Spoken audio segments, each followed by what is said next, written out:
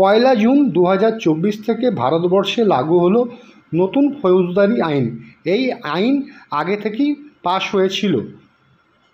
পয়লা July Paschimbanga bar council এবং বর্ধমান বার কাউন্সিলের নির্দেশে বারের সমস্ত আইনজীবী সদস্যরা পূর্বতন কেন্দ্রে মোদী সরকারের স্বৈরাচারী কালা কানুনের বিরুদ্ধে আজকে প্রতিবাদ সভা এবং প্রতিবাদ মিছিলের আয়োজন করে।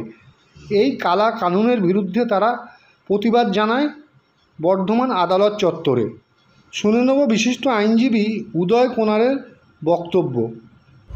আমাদের বর্ধমান বার অ্যাসোসিয়েশনের সমস্ত আইনজীবী সদস্যরা পশ্চিমবঙ্গ বার কাউন্সিলের নির্দেশে যে কালা কানুন দেশে আজকে শুরু করতে চলেছে আজকে কেন্দ্রীয় সরকার, হিটলারি প্রথায় আপনারা শুনেছেন। এর আগে আমাদের সম্মানীয় আমাদের সিনিয়র আইনজীবী বক্তব্যে শুনেছেন আপনারা সবই, যে 150 না 60 জন সাংসদ অনুপস্থিতিতে যেভাবে